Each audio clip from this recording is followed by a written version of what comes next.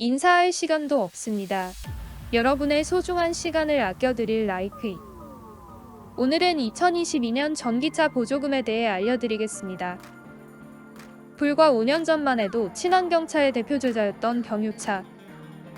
하지만 클린디젤의 대표주자로 꼽히던 폭스바겐 경유차의 배출가스 저감 장치 조작 사건이 터지고 일부 경유차에서 미국 환경 기준의 40배를 웃도는 질소화합물 배출 사건이 터지며 경유차에 대한 신뢰는 한순간에 무너져 내렸지요. 거기다 2016년 한국 경유차는 석탄화력발전소, 문 삼겹살 등과 함께 미세먼지 발생 주원인으로 지목되며 단번에 사라져야 할 오염의 주범으로 전락되었습니다. 한국 정부는 친환경차의 왕좌를 경유차에서 전기자동차에게 물려주기 위해 파격적인 지원을 시작하는데요. 2017년 정부는 소비자가 전기차를 구매할 때 국가보조금 1,400만원과 지방자치단체 보조금 800만원을 지원해 당시 기아자동차 웨이 EV 전기차의 경우 취득세 지원까지 더하면 900만원에 살 수 있었다고 해요. 아이고, 그때 샀으면 돈을 무지 아꼈겠어요? 그렇지 않아요.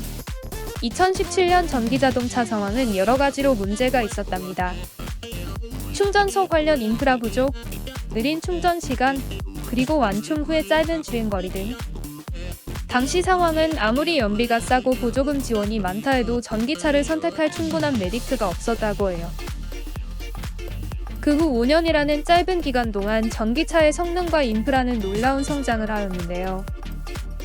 전기차 충전시설 의무 설치 대상이 확대되었고 요즘 나오는 전기차들은 주행거리도 완충 후 300km에서 500km로 내연차와 비교해 외적 내적으로 충분한 경쟁력을 갖추게 되었습니다.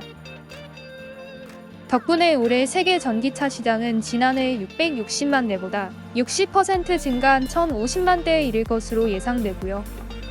한국도 전기차 판매량이 지난해 대비 50에서 70% 증가할 것이라 합니다. 이 사실을 잘 알고 있는 환경부는 자연히 전기차 보조금을 조금씩 줄이고 있고요. 올해 역시 작년에 비해 보조금이 줄었습니다. 보조금이 아예 없어지는 날이 금방 올 듯한데요. 지난 한 해 보조금을 받은 전기차는 10만 1,000대. 전기차를 사고 싶어도 보조금이 소진돼 차를 구입하지 못하는 상황까지 벌어졌습니다. 이에 정부가 올해 전기차 보조금 지원 대수를 20만 7,500대까지 늘리기로 했는데요. 올해 바뀐 전기차 보조금에 대해 알려드릴게요. 전기차 보조금 지원 대수는 승용차가 16만 4,500대로 지난해보다 배 이상 늘고 화물차와 승합차도 보조금 지원 대수가 크게 늘어납니다.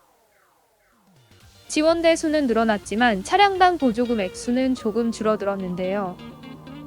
작년 최대 800만원이었던 국비 보조금은 700만원으로, 소형 화물차는 1,400만원으로, 대형 승합차는 7천만원으로 줄어듭니다.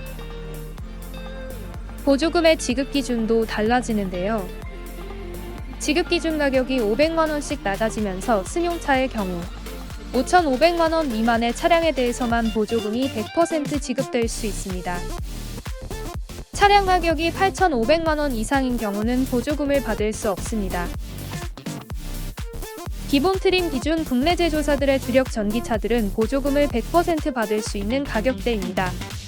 하지만 조금만 등급을 높여도 보조금은 절반으로 줄어듭니다. 수입 전기차의 경우 일부 소형 전기차를 제외하고는 보조금을 최고 50%밖에 받을 수 없다고 해요.